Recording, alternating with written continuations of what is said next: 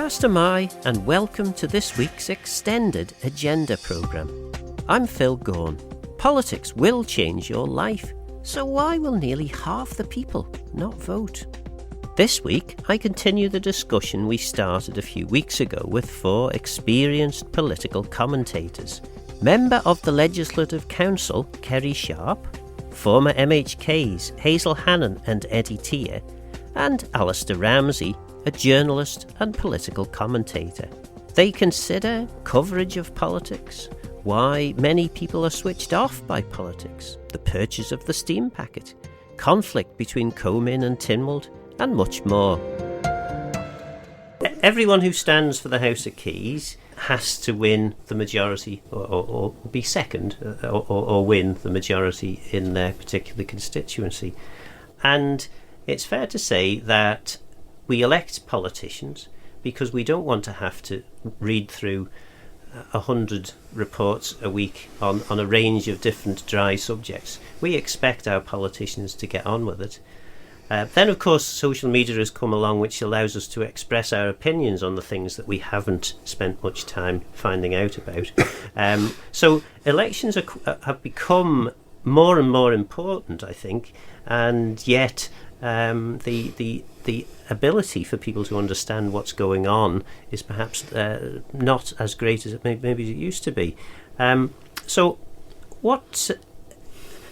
Is that an issue? Is that really important? Is there something we need to do in terms of allowing the public greater understanding, greater access to the information that's out there? Or yes, definitely. I think that government and Parliament both have to get with it in terms of communication and engagement with the public. I think in the past it's perhaps suited them not to communicate very clearly as to, everything that they're doing, and certainly not to engage. I mean, yes, government runs surveys at the moment, but not everyone's online, and even when people do respond, it might not be that many people.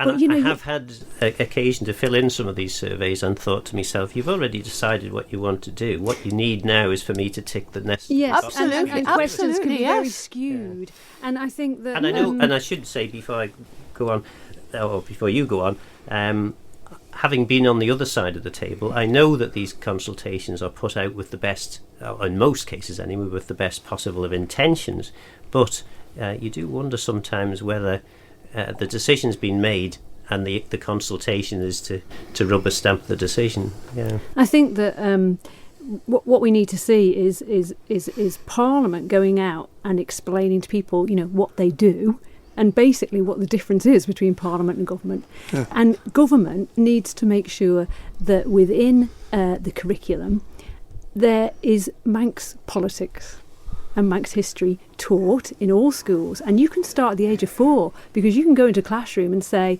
on Friday all the girls are going to get a cream bun but the boys aren't. Is that fair? And you can get them talking, well, it's not fair. Well, why isn't it fair? Well, what are you going to do about it then? Who are you going to go to? If you think something's not fair, you can go to your MHK and then they can bring it to Tynwald. And happen, doesn't you it? can build on that every year. Yeah. Some of it does happen, it's true. But we know, the proof is that if you stop people on the street and say, what's the difference between Tynwald and government? Most people will say, well, they're the same thing, aren't they? So it hasn't really succeeded. And I think that there needs to be this ongoing and proactive communication with the public. I noticed today in my inbox, Manx Care have just started a patient liaison service where everyone who's got a complaint to make can make it into the same the same person's inbox. And so there's one person who's collating all this feedback, which will be really useful. And when you think about it, government doesn't have one portal where the public can actually feed back and say, we're worried about this, or we want to see change here. There's nobody to sort of look overall and say, oh, these are the themes and trends that are coming through at the moment from the public, so what should we be doing? I mean, obviously MHKs can do it within their individual constituencies, but I think that it would help to have one portal. Well, during Alan Bell's administration, you'll recall that we were like coconuts in a coconut shy with the so-called Roman Comyn. and where the council of ministers went out once a quarter around the island, and we got a pounding at times. But it was effective, wasn't it? It was. It was a great opportunity, and we got, as ministers, we certainly got to find out what the public who attended those presentations thought. Yeah, and some of them were very well attended. Alistair was organising it for us, and it worked well. And it meant that some of the ministers could face the public direct for some of the decisions that they'd taken. We might have said in the Council of Ministers, "Are you sure about that one?" And they said, "Oh yeah, we're going ahead." But you have to think about the number of people that are there. Yeah. A small number of people, as you've said, respond to these consultations. Regular customers, isn't it? Regular, yes. Yeah. And you might get, like you did on abortion, you've got a lot of people commenting because there was a lot of feeling about that. But if you're just looking, you put out a consultation, and as you say, it's skewed because you look at it and it's skewed. I mean, they're skewing climate change to biomass. How does that work? The other thing is importing all our energy. What's that about? That's not addressing climate change. So, I mean, there's these sort of things where they're skewering everything. When we're talking about Tynwald and we're talking about Parliament, because we never talked about Parliament. It was always the House of Keys, right? The House of Keys is the Parliament. It is the law-making part. There is not enough coverage of what the laws are. Every time, every Tuesday, these are the questions that somebody is asking. And I used to ask questions too. But what happens to the legislation? You hear about legislation once a year when it's read out at Tynwald, fait accompli, nobody knows what's happened, the legislation is passed. Except when there's something which the press like to get their teeth into, because legislation is not covered on the newspapers. You've only got to look at old newspapers and the actual report of what's happened in the House of Keys, what's happened in Legislative Council, and then every month Tynwald. And Alistair, you're a pressman. Why has that happened? I mean, certainly I know when I was first elected in 2003, there was a fair summary of most of the important debates and who voted what way.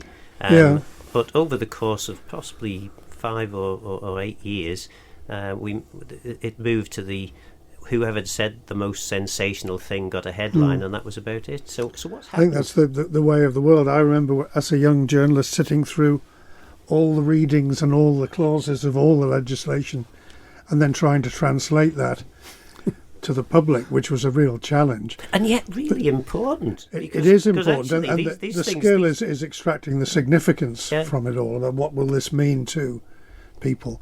I just think that, I don't know, I think maybe the public is less interested. Maybe the journalists have realised that there's a limited audience for it, and the way of the world now is that you do focus on noise, sensation, novelty, and we've got short attention spans. But I think that it's journalists' business, as you knew, to make things interesting. Yeah. But it's also government and Parliament's business. For example, if Tynwald had a media liaisons officer, then it would be that person's job to actually reach out to the public and say, now, the elderly population or young people who are wanting to buy a house or whatever it is, here's some information for you which you might find interesting because this affects you, and to actually put that out in an interesting way, aimed at that particular age demographic. And I think that this is where media and Tynwald and government, could work together better. And also, I mean, this sort of feeds also into the kind of ongoing debate about public service media, which is one of my favourite topics. But because I do think that public service media, this is where it plays a massive role. And if you can only get government and public service media working together, then you can get these issues out and you can get people talking and you can encourage the public to engage. thinking of the position of the humble MHK candidate, MHK wannabe, going around as they will be over the course of the next few months, they may have all these great visions for the future about how they want to change all these wonderful things, but actually most people aren't that bothered about politics. I mean, I had a ride in a taxi recently. Doesn't happen very often, but on this occasion I had a ride in a taxi, and the taxi driver got into talk, and I said I was doing some election coverage for Manx Radio, and he said, yeah, I'm not going to vote, waste of time. And I'm thinking this fellow is probably in his 20s. He's got a lot to be angry about, actually. You know, that younger generation, 20s to 30s, they're having it bad compared with the generations that have retired and the generations approaching retirement.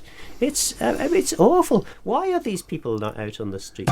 You're listening to Kerry Sharpe MLC, former MHKs Hazel, Hannan and Eddie Teare, and Alistair Ramsey. Well, I think it's not just an Isle of Man problem. I think it's a global problem. You know that governments everywhere have is how to engage younger voters. You know, it's an ongoing. But it's not just younger. It's also older. I mean, the people that I've been meeting, young families saying, disillusioned by politics. Older people saying, disillusioned by politics, I don't think I'll bother voting, and you know that's tends to be where we're up to. I don't know whether it's the UK politics, people continually lying and just as of glossing over everything, the treatment of people, migrants, refugees, coming in. Why lock refugees up? People are short of workers. Allow them out if they're prepared to work. They would be, because they'd earn money and they'd be able to send it back to their families. That's the only reason that they've become refugees in most cases. The same here, we're short of workers. Why don't we offer people, refugees, places here? They could come in and they could work while they're waiting for their refugee status to be investigated. As long as maybe you could say they have to register every week or whatever, but just so that people were legal, people that were here could actually work, and they weren't treated as criminals being locked up. I think too, in the case of immigration, Phil, we could help to control the pressure on health by putting a block in older people coming to retire to the island. Absolutely. Because they come here, they're fit and able when they come, and within a matter of a few years, they're relying on our health service. But they put nothing in before they came here. National health insurance contributions we pay to the UK. So the way things are going now, I would say, sorry, you're not coming. End of story. And people forget that legislation is actually in place to control residents. It's been in place for quite a long time. Yeah. Hasn't yet been switched on. But that will be a big change. But in terms of this question that we've sort of been trying to address at the earlier stage of this discussion about the people getting switched off from politics, is it a problem that's too big for the Isle of Man to tackle? Is it possible to tackle with this? Is the perhaps some might say somewhat archaic system of Tynwald Parliament government, the House of Keys, is that too confusing for people?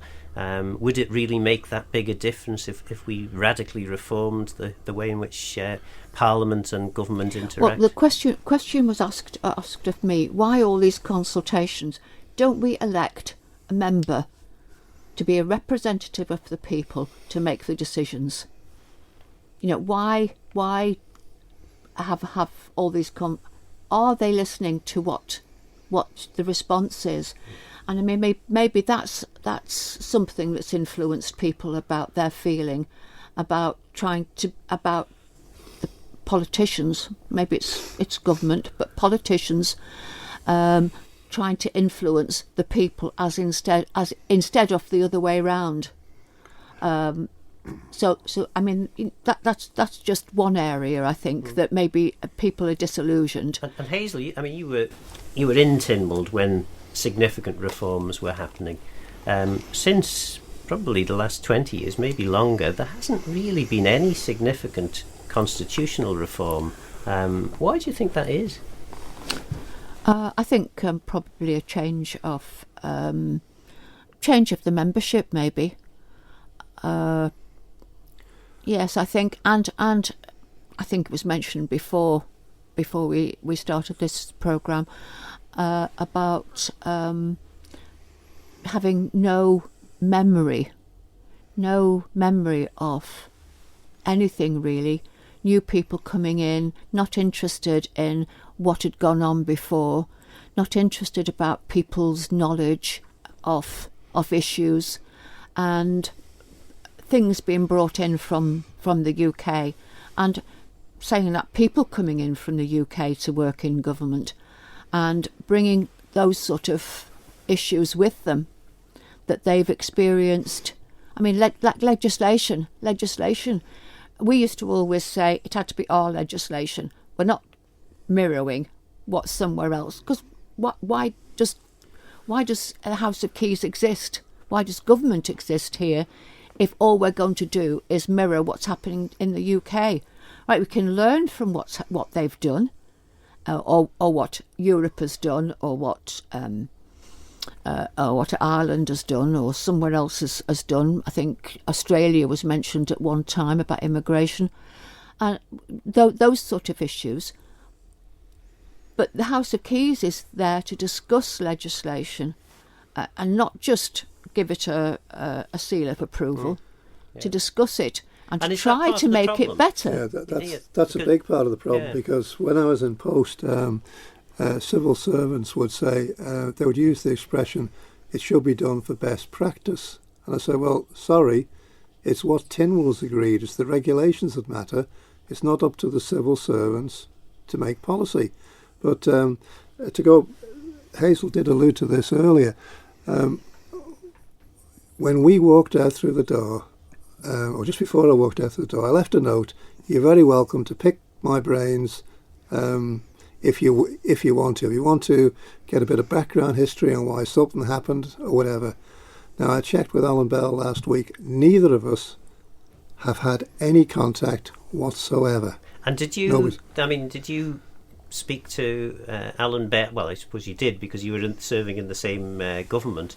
But former Treasury ministers, did you ever have any contact with them? Well, I was lucky, because Alan had been Treasury Minister for a long time, so I could work with him. But you were Education Minister and Health Minister. I was Health, Education, and then came into Treasury after that. Yeah. But so in those other roles, did you seek out the former ministers to ask for advice? I was able to have words on them. They were always there, but there was nothing controversial that came up. For example, one of the big issues that this government has dealt with was the purchase of the steam packet. You were down at the sea terminal 2015. We met representatives from the Banco Espirito de Santo, and it was quite clear that the picture that they were setting out was the picture that they wanted us to believe.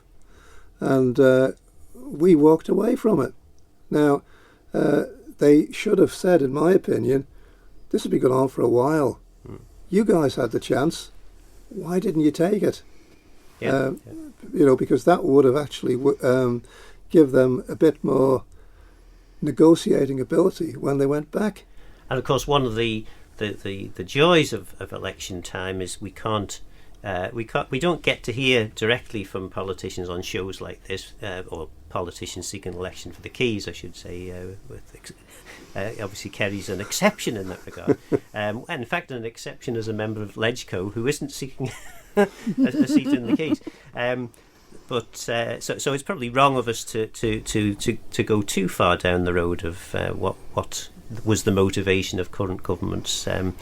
But is the structure? I mean, is the relationship between Tynwald and government right? I mean, we had the last major significant reform was the advent of ministerial government, and there were a few tweaks to that after it was introduced, but there hasn't really been much. Certainly, in my sort of time in Tynwald, both as a backbencher and as a minister.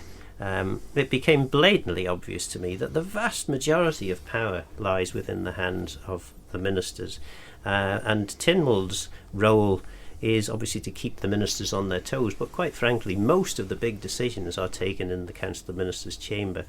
Now there's been a shift in that when new members go back into Keys after the election, they won't have to be a member of a department to earn the same money as members who choose not to be in department. That may actually have quite a dramatic impact on the way in which government works. But is it time actually that we actually ditch the whole tricameral system, the three branches, Keys, Ledgeco and Tynwald, and moved into a directly elected Tynwald? Or is that not really going to make that much difference? I don't know. If it was me, I would just go into a single chamber, because you'll recollect that there was criticism about MHKs moving up into Ledgeco. It's a retirement home for the Doddery, with due respect. They're not Doddery anymore. Yeah, they're not Doddery anymore. But there was an awful lot of experience lost. When Eddie Lowy, for example, got on his feet in Ledgeco, he could turn the house. He was excellent.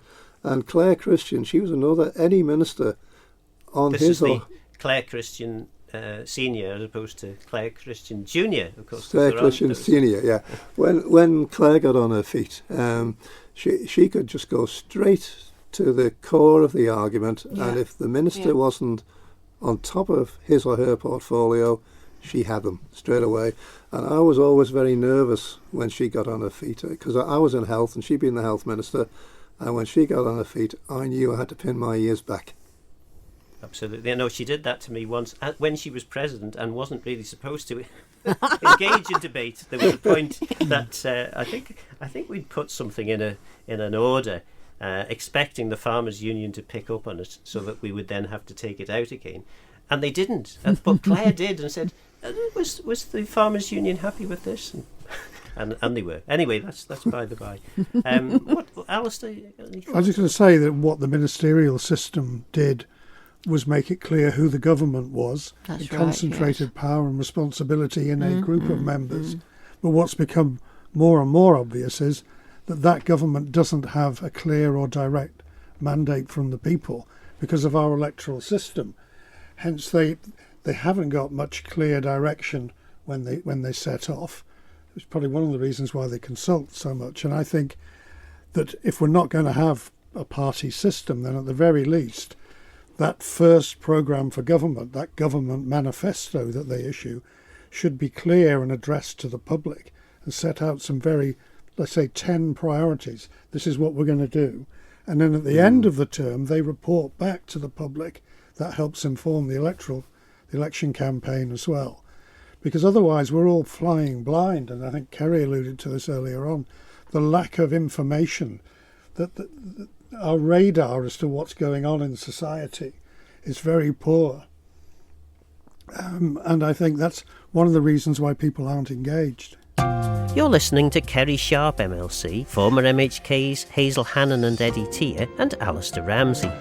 Yes, I know, but what would happen there is that something would come in, like COVID, and it just say we couldn't do that because of COVID. Oh, it's events, yes. Events, dear boy, but events. you do an annual update. And they used to do, I mean, the old policy programmes back in the days of Miles Walker and Fred Kissack, they haven't been equalled because they were clear and succinct. They used the English language rather than coded spreadsheets and stuff, which old duffers like me can't get my head around. That's right. There was a minister on the other day talking a load of gobbledygook. Name no names, please. Name no names, no, but it was gobbledygook. And, I mean, it was all these jargons. And I should say, backbenchers occasionally talk gobbledygook too, but just for balance there. They do, but when it's somebody that's talking on doing the presentation, I think it was on the radio and not in Tynwald, but there was nobody there to say what did that mean. Whereas if somebody is talking and they're there, excuse me, what does that mean? And people have got to think when you get into keys, you've got to speak clearly, and you've got to speak so that the man on the bus going to go to Peel to put air in now, can't they? That's right. Knows what you're talking about. Otherwise, you're wasting your breath. That's my favourite question as a departmental member, actually. What does that actually mean in real life? Because there's so much that can be hidden behind all this kind of, people civil would turn out speak, to vote, wouldn't they? They'd turn out in great numbers if they actually understood a bit more about how it all works and understood what people stand for. But unfortunately, it would appear that you don't necessarily have to put very much in your manifesto to get elected. Yeah. I think Alistair is right that there should be a programme of government laid out. It should be very clear. There should be updates on how far forward they are with that, and then there should be a really good analysis at the end to see whether they've actually achieved that or not. But I think going back to what we were talking about before about does the structure need changing? I don't think it does. In that you've got power concentrated in the hands of currently eight ministers. That's not so much the problem. It's the departmental membership that's a problem, because if those ministers then want their department members to vote with them, then you've got a real problem. And then that, to me, but they also don't have to, do they? They don't have to. They don't have to. But then it kind of can be implied. But that's where LegCo comes in. I mean, I know you were talking, Eddie, earlier about just have one elected single chamber, but that's where LegCo comes in, and that is the beauty of the current system, which is that if Council of Ministers are trying to push things one way, and the general feeling of Parliament is that things shouldn't be going that way, then LegCo can work with your backbenchers to actually slow things down, and that's a good thing. But you can only that's but you can only hold it up for so long. Yeah, they can. But if you look if you look at 2019, there was a government amendment which was looking to weaken the motion for stronger approach to global climate emergency, and LegCo voted with the backbenchers and held that back. Then we had another month where we then engaged with various departments and came to a conclusion which was much more agreeable to government and to Parliament. And then with the domestic abuse bill, LegCo said, no, actually, we're not happy with this.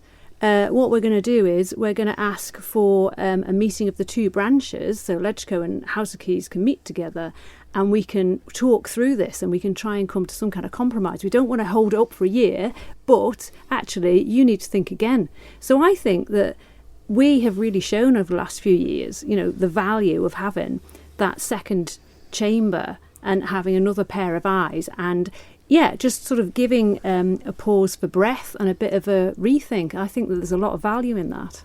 I mean, I would say that because I'm in LegCo, but I do think that there is a lot of value in that. Yeah. But when we're talking about the general election, what we have to remember is that the people standing for election are standing for the House of Keys. And the job of the House of Keys is to pass legislation. It's either to raise the legislation or it's to pass it. Primarily. And I think people sometimes forget that is the principal object of this election. It's the actual debating structure of that process. And I think people think that it's just the man in the street that's going to represent their views within their community or within their circle or whatever. And that is not necessarily the case. You've got to look really deep into the legislation to make sure that legislation, I accept that it goes to Legislative Council afterwards for revising to make sure that it works and goes through, makes it sure that it fits in with everything else that's going on, and making it as strong or as ever it should be. But there's that 24. There's that 24 that have got to do the principal work with that. I completely agree with Hazel. There's too much emphasis put on questions. Yeah. Now, the time that those questions take, and normally what they do is, you've been on the receiving end of them as I have, they put the question on the order paper. It isn't really what they want to know. It's just might be generally related to what they want to know. So they get the door open, come with a supplementary question and ask what they want to know. But I always found, maybe it was just me, but I enjoyed question time, particularly if someone had lots of questions down for me, because if you were on top of your brief, you could it was free advertising for your department. So actually, and yourself. Well, yeah. No, the most fun I ever had in question time was when a member asked me a question that I could just say yes or no, and I just stood up and said yes, sat straight down. No, I think he did that to me. He's a rascal, wasn't he? No, anyway, Kringle was the president. That was it. I fear that we're going to run out of tape in this machine, so I'm going to ask you, each one of you, to tell me what you would love to happen in 5 years' time. One particular thing, probably. Go for something that it's unlikely to be able to be achieved, but if in 5 years' time you had your wish, what one thing would the new House of Keys, the new Tynwald, have been able to deliver? And I should say, while you have a chance to think about this, I've really enjoyed this. I hope you have too, and I hope people listening at home have as well. It's quite a fascinating subject. It's a very important subject. We could have talked, I'm sure, for another hour on a range of issues, and maybe we will sometime. But yeah, okay, yeah. Who wants to go first? Anybody got a dazzling vision for the future, thing that they would like to see but know is unlikely to happen? I would like to see firm prioritisation of the allocation of resources. What's the priorities? Where does the money flow? Simple as that. Because then the public would know exactly the aims and the objectives of the government. Okay. Alistair, you I guess I would like to see a far fairer settlement for the younger generation, and particularly around housing, so that they could have confidence in their future here. But for that to happen, we need them to vote and get engaged. Absolutely. Hazel, have you thought of a dazzling thing that could happen that would startle you but please you? I think probably something that is not really Tynwald's power to give, or even the House of Keys to give, is that banks and companies leaving the Isle of Man. It really worries me that we've got so few of any value left here. They've all relocated to Jersey and Guernsey, and so we're left without banking services, which are important. I'd like to see maybe, it won't happen, but a bank set up that would serve the Isle of Man, and just like supporting young people. They're saying, that pensions are going to rise. I know people that need their pensions to rise should have a rise, but when people have money, they should pay for their services, at least pay for, we talked about before, prescriptions, eye tests, those sort of things, television licenses.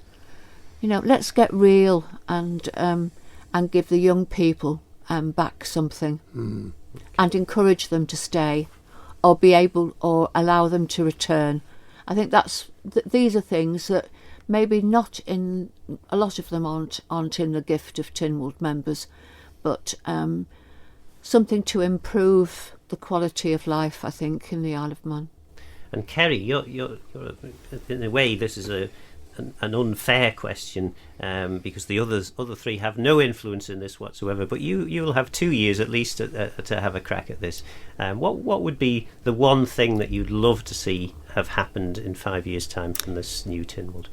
Well, I'd say at the moment I'm political lead for children and families, and come October, we'll have to see what happens there. But if I am still political lead, and even if I'm not, my biggest wish would be for the Isle of Man to be the best place in Britain to live as a child, and in particular as a looked after child, because I believe that is doable and that is achievable over the next 5 years.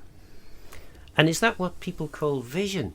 It probably is, isn't it? And maybe we'll some wannabe MHKs will listen to this programme and think, gosh, we've just heard some vision there. And maybe that's something we could try. That's all from tonight's programme. We had fun and I hope you found it interesting. That was Kerry Sharpe, Hazel Hannan, Eddie Teare and Alistair Ramsey, hopefully inspiring you to vote and to encourage your friends to do so. You can listen to an extended podcast of this discussion on Manx Radio's website and on Spotify. I'm keen to represent your views on the show, so please get in touch if you have any ideas for our future agenda. But for now, Guramayu, thanks for listening.